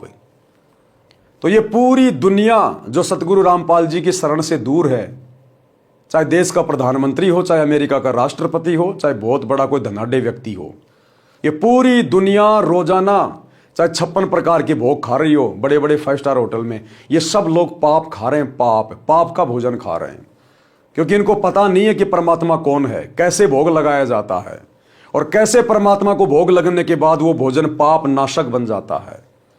तो पूरी दुनिया तो वैसे पाप खा रही है जो सतगुरु रामपाल जी की शरण में नहीं है। अब जितने भगत भाई बहन सतगुरु रामपाल जी की शरण में हैं, उनमें से केवल चंद भाई बहन हैं जो अपने गुरु को परमात्मा मानते हैं, परमेश्वर मानते हैं, अपना इष्ट मानते हैं। वो है सात संगति से जुड़े हुए सत्सेवक भाई बहन। बाकी सतलोक आश्रमों से जुड़े हुए 90% भाई बहन आज भी इस ज्ञान को अच्छे से ना समझ पाने के कारण, अपने कमजोर संस्कारों के कारण अपने गुरुजी में परमात्मा नहीं देख रहे हैं, जिस कारण से वे आत्माएं भी अपने अपने घरों पर अपने गुरुदेव भगवान को भोग लगाकर भोजन प्रसाद ग्रहण नहीं करते हैं, केवल एक छोटी सी अन्नदेव की आरती कर देते हैं। लेकिन यहां परमात्मा को भोग लगाने की बात हो रही है। और भोग लगाने की विधि क्या है अपने गुरुदेव को? हमें जो 3 समय की आरती की पुस्तक मिलती है, नित्य नियम पुस्तिका, उसमें संध्या आरती के बाद में लिखा हुआ भोग लगाने की विधि। आज लग्या साहिब को भोग दीन के टुकड़े पानी का, मोकू कहां ढूंढे रे बंदे मैं तो तेरे पास में। इस प्रकार की एक आरती है, कुल मिला के 40 या 42 मिनट के आसपास की। तो इस विधि से यदि वर्तमान में पूरे विश्व में सतगुरु रूप में आए हुए परमात्मा को पहचान कर, अपने अपने घरों को आश्रम बनाकर, ज्ञान को आधार बनाकर, गुरु को इष्ट मानकर यदि कोई भोग लगा रहा है तो केवल सत्सेवक भाई बहन है। हम दोनों समय गुरुदेव को भंडारे का भोग लगाते हैं। सुबह सतगुरुदेव के लिए नाश्ता तैयार किया जाता है और भंडारे के दोनों समय हलवा राम बनाया जाता है। थोड़ा सा, जिसको जितने भी परिवार में उपदेशी हैं या अनुपदेशी हैं, एक एक चम्मच हलवा प्रसाद ले सके। आधा कटोरी, 1 कटोरी हलवा दोनों समय बनता है। तो यह है विधि कंप्लीट। जब आपको परमात्मा की पहचान हो जाए, उसके बाद आप जी खाली अन्नदेव की आरती के साथ में भोग लगा के भोजन नहीं कर सकते। फिर तो आप अपने गुरु को परमात्मा मानकर गीता अध्याय 3 श्लोक 13 के अनुसार भोग की आरती के साथ भोग लगा के भोजन ग्रहण करेंगे। उससे पहले आप जी भोजन खा ही नहीं सकते, क्योंकि अब आपको विधि का पता चल गया कि हमने तो अपने पापकर्म कटवाने हैं और सतगुरु को परमात्मा मानकर भोग लगाकर भोजन खाने से हमारे पापकर्म कटेंगे। और भोग लगाने की आरती क्या है, विधि क्या है, वो नित्य नियम की पुस्तिका में लिखी हुई है। संध्या आरती के बाद, अन्नदेव की छोटी बड़ी आरती के बाद भोग लगाने की विधि। तो सभी सत्सेवक भाई बहन जो सात संगति से जुड़े हैं, वे प्रतिदिन अपने गुरुदेव भगवान को भोग लगाते हैं। सप्ताह में 1 बार तो बड़ी भोग की आरती के साथ और बाकी दिन छोटी भोग की आरती के साथ। छोटी भोग की आरती क्या है? सभी सत्सेवक भाई बहनों के घरों में परमात्मा का बेड लगा हुआ है, गुरुदेव का आसन लगा हुआ है, गुरुदेव की चौकी लगाई जाती है। घर में जो भी भंडारा बनता है वो सबसे पहले सतगुरुदेव जी को अर्पित किया जाता है एक थाल में।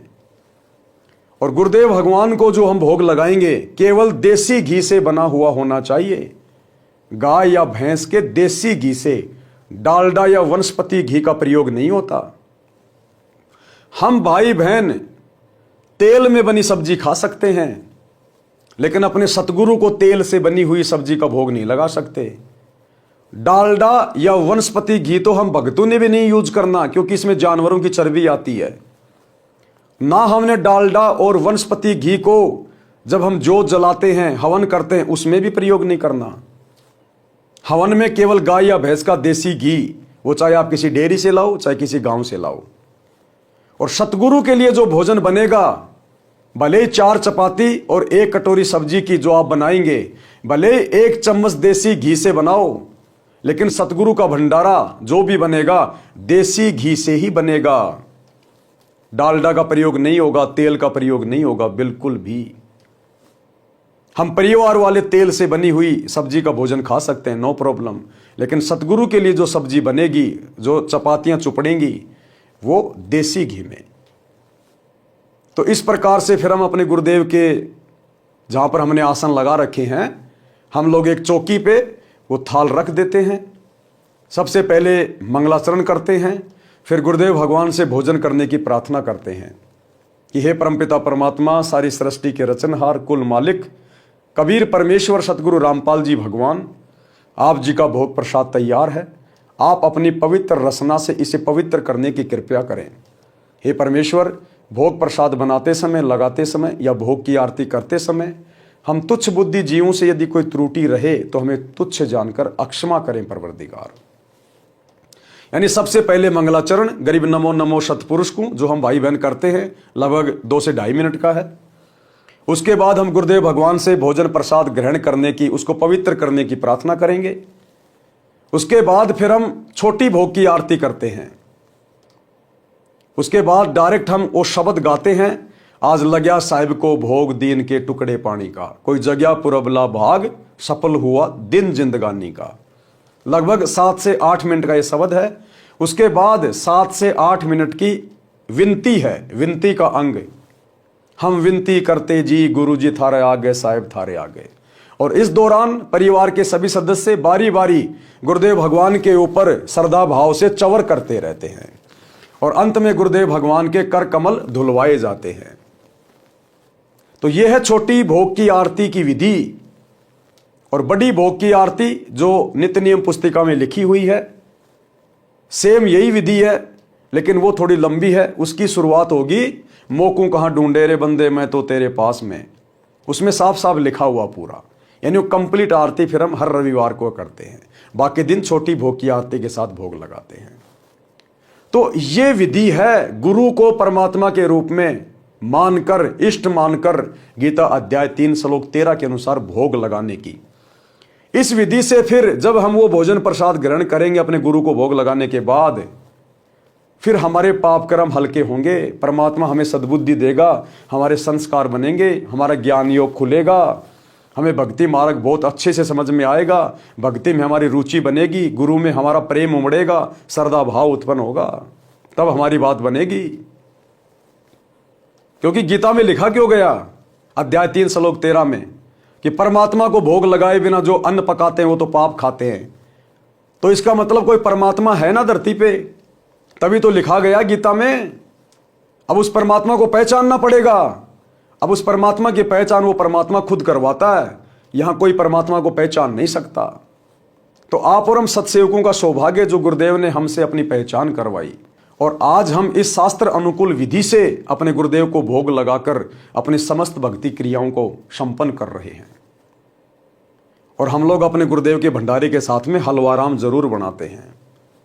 तो राम भगत की पत्नी ने क्या किया, गुरुदेव भगवान ने अपने कर कमल से लिखा है आप और हमें समझाने के लिए। जो भाई बहन अभी भी अपने गुरु को परमात्मा ना मानकर उनको भोग नहीं लगा रहे हैं, उसकी पत्नी ने फिर खाना बनाया और हलवा बनाया, और हलवा बना के, भोजन बना के सबसे पहले 2 कटोरियों में किसको भोग लगाया, अपने गुरु जी को। उसके बाद अपने ससुर जी के पास लेके गई। क्या कह रहे हैं गुरुदेव, लड़का खेत से पशुओं का चारा लेकर आया और पहले की तरह पिता को देखा और बिना बोले आगे घर में चला गया। उसने देखा कि पत्नी निर्मला हलवा बना रही थी। उसने सोचा कोई त्योहार होगा, फिर सब्जी रोटी बनाई।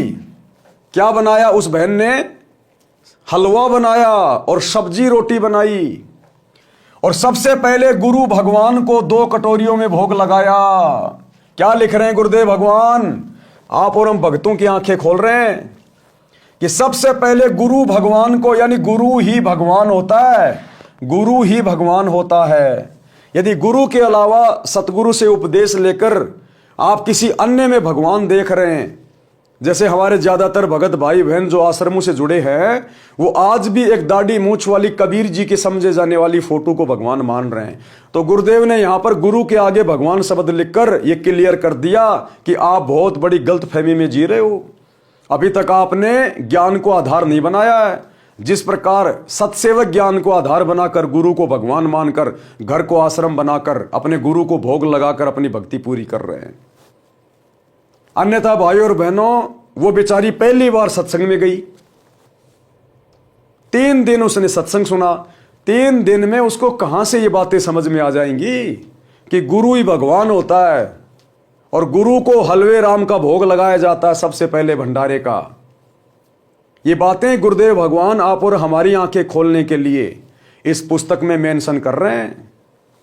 गुरु स्वयं नहीं कहेगा कि मैं भगवान हूं, मैं परमात्मा हूं, मुझे भोग लगाओ, हलवा बनाओ। ये विधि शास्त्रों में लिखी हुई गुरुदेव ने बता दी, अध्याय 3 श्लोक 13 गीता जी का। और यहां गुरुदेव हमें फिर से प्रेरित कर रहे हैं कि बच्चों अभी भी आंखें खोल लो, अपने गुरु को पहचानो, अपने जैसा सामान्य व्यक्ति है सामान्य संत मान के व्यवहार मत करो। तो क्या किया उस बहन ने? सर्वप्रथम गुरु भगवान को 2 कटोरियों में भोग लगाया, अपने गुरु जी को परमात्मा मानकर, भगवान मानकर। गुरु भगवान यानी गुरु ही परमात्मा होता है। सर्वप्रथम गुरु भगवान को 2 कटोरियों में भोग लगाया तथा फिर एक थाल में रोटी, कटोरियों में हलवा तथा सब्जी डालकर अपने ससुर जी के पास लेकर गई। हलवा बनाया, भोजन बनाया और सबसे पहले अपने गुरु जी को भोग लगाया, उसके बाद में अपने ससुर के पास लेकर गई वो भोजन और बोली, पिताजी भोजन खा लो, भूख लगी होगी, दूर से आए हैं। राम भगत बोला, बेटी मेरे को ये हजम नहीं होता, सूखी रोटियां ला दे, मैं बीमार हो जाऊंगा। राम भगत जी ने सोचा कि कहीं भावना में बहकर बेटी आज तो सब सेवा कर देगी, परंतु लड़का इसको धमकाएगा क्योंकि उसको सत्संग का ज्ञान नहीं है, कहीं घर में झगड़ा ना हो जाए। इतने में लड़का भी आ गया, अपनी पत्नी को बोला, पिताजी ठीक ही तो कह रहे हैं, ले चल अंदर। पिता का कमरा गली पर था, बच्चों का रहने का अंदर को था। पत्नी बोली, चुप रहे। अब राम भगत के बेटे की बहू बोली, चुप रहे, बहुत कर्म फोड़ लिए, सत्संग में जाके आई हूं, सब कुछ समझ में आ गया मुझे। क्योंकि वो बेटा अपनी पत्नी के कहने में चलता था। तो पत्नी ने कहा चुप रहे, तो बेटे की क्या औकात, अब वो चुप ना रहे तो बोले चुप रहे, वो मैंने बतेरे कर्म फोड़ लिए मेरे। पत्नी बोली चुप रहे, मैंने बहुत पाप इकट्ठे कर लिए, अब पिताजी की सेवा मैं स्वयं करूंगी। लड़का चुप हो गया। राम भगत ने दोनों बच्चों को थोड़ा थोड़ा हलवा दिया, पुत्र वधू को देने लगा तो बोली कि आप क्या खाओगे, घर पर और भी बहुत सारा हलवा प्रसाद बचा है, पिताजी आप खाओ, नहीं खाओगे तो मेरी आत्मा रोएगी, क्योंकि मैंने बहुत ज्यादा आपके साथ बदतमीजी कर रखी है, मैंने बहुत ज्यादा पाप इकट्ठे कर रखे हैं। अब आपकी सेवा करके ही सतगुरु मेरे पाप कर्मों को धोएगा, साफ करेगा। आप नहीं खाओगे तो मेरी आत्मा रोएगी। देखो भाई और बहनों, एक सत्संग ने कितना चेंज कर दिया, कितना परिवर्तित कर दिया। अन्यथा राम भगत के ऊपर क्या बीत रही थी। और अंत में वो बेटे की बहू, अंत में फिर उसका क्या हसर होता। ऐसे ही वो बीमार होती, खटिया में पड़ी होती, और उसके घर में भी फिर ऐसी बेटे की बहू आती, तो दुर्गति होनी थी उसकी, दुर्गति। अंत में परमात्मा ने पूरे परिवार को बचा लिया, पूरे परिवार को संभाल लिया। आगे चलकर बेटे ने भी नाम दीक्षा ले ली, पूरा परिवार ऋषि परिवार बन गया, शुरग बन गया, शुरग। जो सतगुरु अपनी सत भक्ति से, अपने आशीर्वाद से ऐसे उजड़े हुए परिवारों को सुखी कर दे, धरती पर सुर्ग बना दे, तो क्या उस सतगुरु के सतलोक में अखंड सुख नहीं होंगे? वहां की तो हम कल्पना भी नहीं कर सकते। जब शरीर छोड़ने के बाद सतगुरु के साथ विमान में बैठकर सतलोक जाएंगे। जो सतगुरु यहां इतना सुखी कर सकता है, तो सोचिए उसके सतलोक में कितना सुख होगा। भगत राम भगत जी ने गुरुदेव भगवान का सुमरण किया और भोजन खाया। गुरुदेव भगवान का धन्यवाद किया कि ये परमात्मा, आपने तो मेरे परिवार को उजड़ने से बचा लिया, आपने तो स्वर्ग बना दिया मेरा परिवार। अपने गुरुदेव का धन्यवाद किया। प्रतिदिन पुत्र वधू स्वयं नरम गरम रोटियां गरम गरम लाकर अपने हाथों खिलाए, प्रतिदिन वस्त्र साफ करे और कहे, पिताजी भजन कर लो। एक दिन राम भगत जी की बुआ का लड़का भगत राम निवास आया। अब एक दिन फिर राम निवास मिलने के लिए आया राम भगत जी से कि चलो भगत जी के पास चलते हैं, क्या हालचाल है। एक दिन राम भगत की बुआ का लड़का भगत राम निवास आया, वही राम निवास जो राम भगत को अपने साथ सत्संग में ले गया था और 2-3 महीने अपने साथ में रखा था। राम भगत जी ने उसको सीने से लगा लिया और बोला, रे भाई, हमारा घर तो तेरी कृपा से स्वर्ग बन गया। लेकिन भगत ने कभी भी अपने ऊपर नहीं लेनी चाहिए। कोई हमारी कितनी बड़ाई करे, कितनी प्रशंसा करे, हमने वो बड़ाई, वो प्रशंसा अपने गुरुजी के ऊपर डाल देनी है।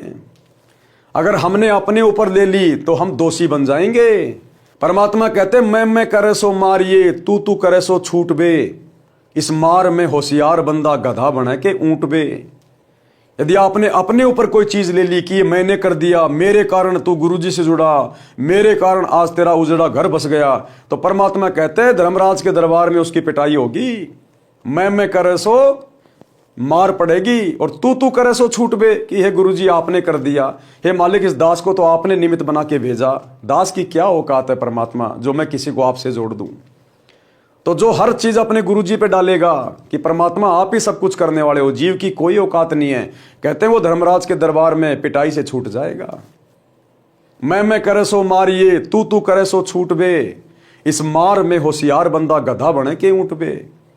और यदि अपने ऊपर लेगा कि मेरे कारण ऐसा हो गया, मैंने ये कर दिया, कहते हैं अगले जन्म में गधा बनेगा, ऊंट बनेगा, उसकी पिटाई होगी। राम भगत जी ने उसको सीने से लगा लिया और बोला रे भाई हमारा घर तो तेरी कृपा से स्वर्ग बन गया।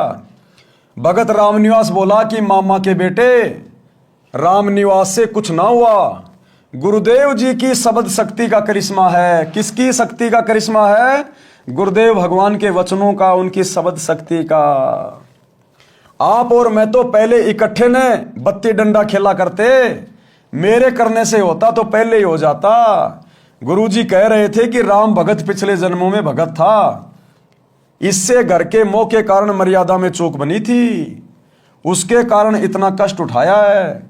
अब ये मां दुखी हो चुका था तब तेरे साथ आया है, नहीं तो आप कितनी बार राम भगत से पहले कह चुके थे कि सत्संग में चल, परंतु मोह माया में अंधा हो चुका था।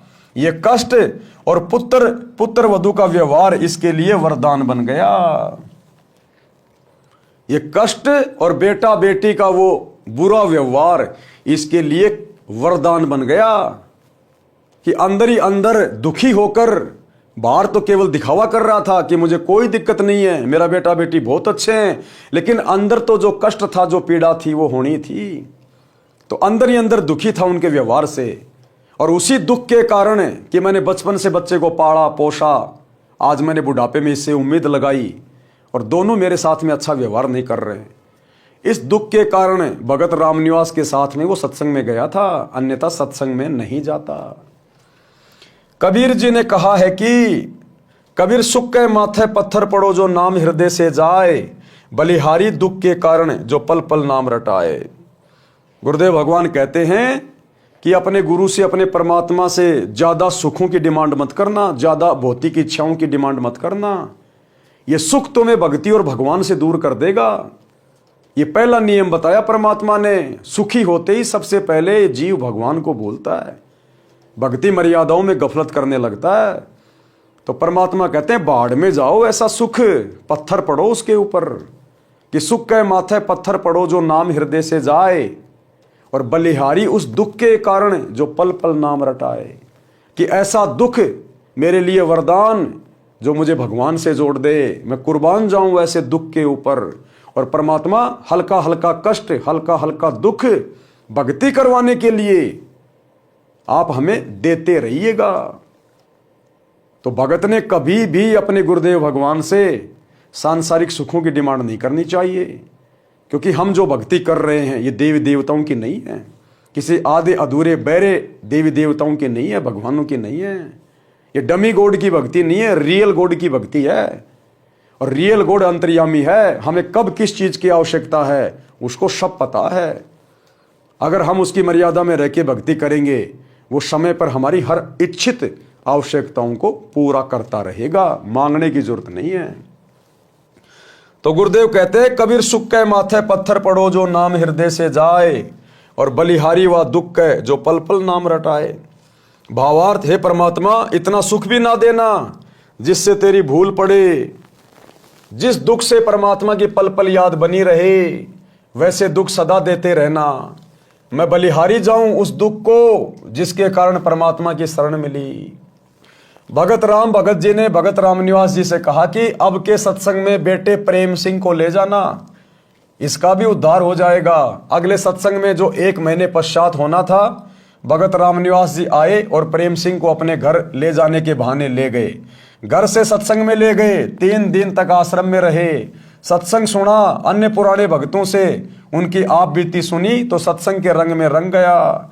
भगत राम भगत जी का परिवार एकदम बदल गया। भक्ति सेवा करके कल्याण को प्राप्त हुआ। तो भाइयों और बहनों, घर किस किनारे पे था? उजड़ने के किनारे पे। राम भगत का आगे का जीवन यदि परमात्मा उस पर दया ना करते, रामनिवास को निमित्त बनाकर अगर सत्संग में ना लाते, तो भगत राम भगत का बुढ़ापा, उसका आगे का जीवन नरक से कम नहीं था, नरक से कम। और ना उसके बेटा बेटी का व्यवहार चेंज होता, उनको शरण नहीं मिलती गुरु जी की, जिस कारण से उनके बेटा बेटी भी बिगड़ जाते, उनमें भी वही कुसंस्कार पैदा होते चले जाते और नस्लें बिगड़ जाती, पीढ़ियां बिगड़ जाती। लेकिन एक व्यक्ति ने समझदारी दिखाई, राम भगत ने सतगुरु की शरण ग्रहण कर ली, सतगुरु के सत्संग वचन सुने, भक्ति शुरू कर दी। उस एक भगत के कारण परमात्मा ने पूरे परिवार को स्वर्ग बना दिया, स्वर्ग।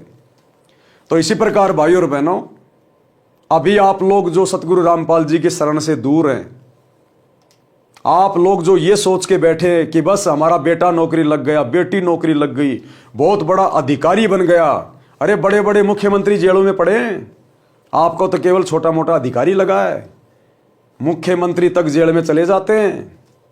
ये सब अपने अपने संस्कारों का कारण है। पाप और पुण्य के कारण सारा खेल हो रहा है यहां पर।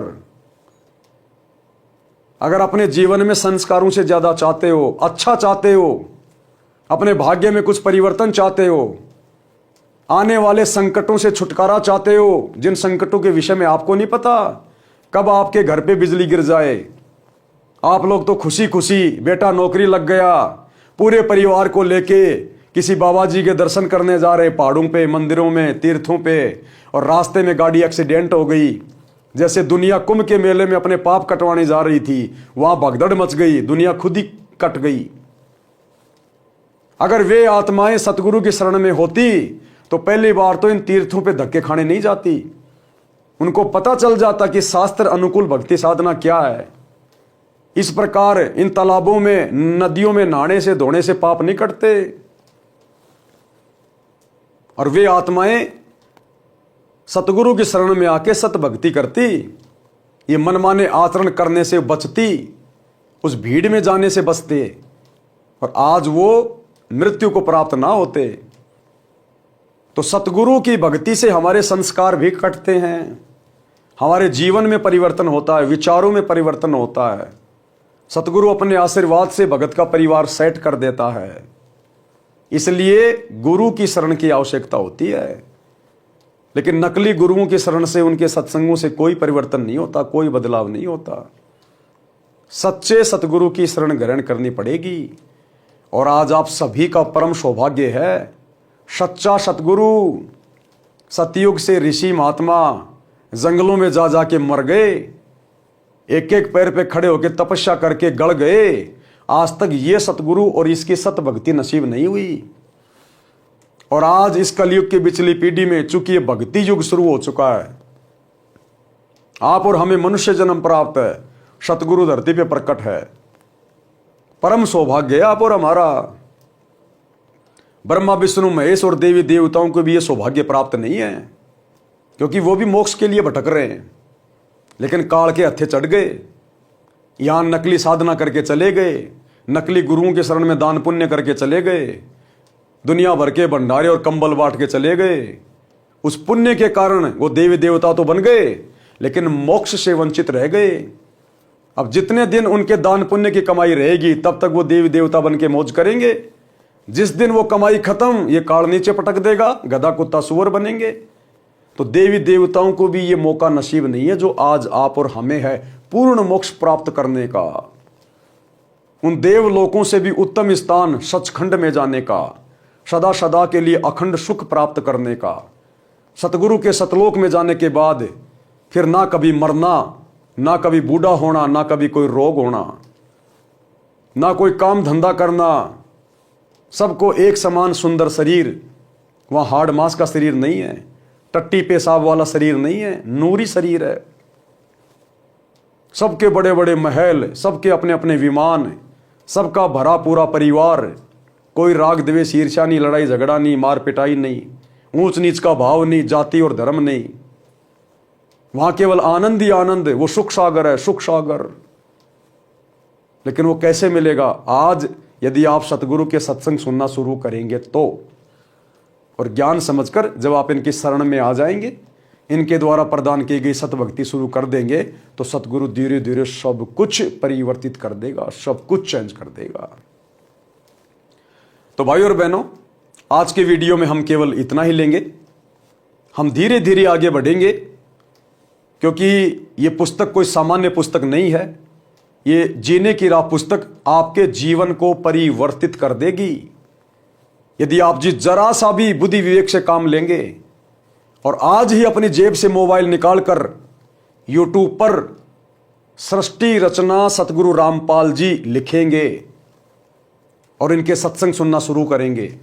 जिस घर में सतगुरु रामपाल जी के मोबाइल पर या स्पीकर में सत्संग भी बजने शुरू हो जाएंगे, उस घर के और घर वालों के संस्कार उसी दिन से चेंज होने लग जाएंगे। ये छोटी मोटी आम जो बीमारियां हैं, जो हॉस्पिटलों में जाकर लाखों रुपया बर्बाद करने से भी नहीं कट पा रही, सतगुरु के वचन जब कानों के अंदर पड़ेंगे, उन बीमारियों का धीरे धीरे खात्मा होना शुरू हो जाएगा, क्योंकि आपके संस्कार बनने शुरू हो जाएंगे। संस्कार बिगड़े हुए इसलिए आप बीमार हैं, घर में रोगी हैं, घर में लड़ाई झगड़ा कलह। और सच्चे सतगुरु के सत्संग जिस घर में दीवारों से टकराने लग जाते हैं, उस घर की दिनचर्या चेंज हो जाती है। जिस प्रकार आपके घर में हलवा बन रहा है, तो हलवे की महक पड़ोसियों को भी प्रभावित करती है। कुछ दिन बाद वो भी कहेंगे आज तो अपने भी हलवा बना लो। तो इसी प्रकार सत्संग सुनने से सूक्ष्म प्रभाव इस आत्मा के ऊपर पड़ता है, और आत्मा आज नहीं तो कल सतगुरु से जुड़ने के लिए प्रेरित हो जाती है। और एक बार सतगुरु ने यदि अपना कनेक्शन भगत से जोड़ दिया, उसके बाद कमी किस बात की? भाई, जिस घर में आपने लाइट का कनेक्शन ले लिया, तो आपके घर में सारे काम होंगे, पंखा भी चलेगा, लाइट भी जलेगी, एसी भी चलेगा, कूलर भी चलेगा। और जिस घर में लाइट नहीं है, उनकी केवल बैटरी चल रही है, जो लाइट से पहले से चार्ज की हुई है। तो यदि किसी के घर में थोड़ी बहुत सुख शांति है, रोजी रोटी का धंधा बढ़िया है, बेटा बेटी नौकरी में है या खुद नौकरी में है, और भक्ति कर रहा वो 2 नंबर वाली देवी देवताओं की, तो उसके पिछले मनुष्य जन्म की वो भक्ति वाली दान पुण्य की बैटरी थोड़ी बहुत चार्ज है। लेकिन भैया, बैटरी कितने दिन चलेगी? कब तक चलेगी बैटरी? उसकी एक सीमा है। जिस दिन डिस्चार्ज हो जाएगी, पूरे घर में अंधेरा। जिस दिन आपके पिछले पुण्य कर्मों वाली बैटरी डिस्चार्ज होगी, दुखों का पहाड़। अचानक से आप रोगी होंगे, कभी एक्सीडेंट होगा, कभी किसी युवा की मौत हो जाएगी। फिर आपकी भक्ति कहाँ गई? वो जो आप मंदिरों में, मस्जिदों में, चर्चों में, गुरुद्वारों में, कुंभ में, महाकुंभ में, हरिद्वार में, गया पे, तीर्थों पे कावड़ ला रहे थे, बद्रीनाथ, केदारनाथ, जगन्नाथ, दुनिया भर के व्रत करना, वो सारी भक्ति करते करते भी तुम्हारे ऊपर कष्ट। लेकिन फिर भी आप लोगों की बुद्धि नहीं खुलती, कभी काल खुलने नहीं देता। ये बुद्धि खुलेगी सतगुरु के सत्संग सुनने से, और जिस दिन शरण में आ जाओगे उस दिन तो कहना ही क्या। तो गुरुदेव भगवान के आशीर्वाद से आज के वीडियो में हम केवल इतना ही लेंगे। कल रात्रि 8 बजे सभी भाई बहन फिर से लाइव जुड़िए। तब तक गुरुदेव भगवान हम सबको आज्ञा दें, इजाजत दें, सद्बुद्धि दें, आशीर्वाद दें। बंदी छोड़ सतगुरु रामपाल जी भगवान की जय हो। भाई जो गुरु बचन पे डट गे, कट गे फंद 84 के, कट गे फंद 84 के, कट गे फंद 84 के। भाई जो गुरु बचन पे डट गे, कट गे फंद 84 के, कट गे फंद 84 के।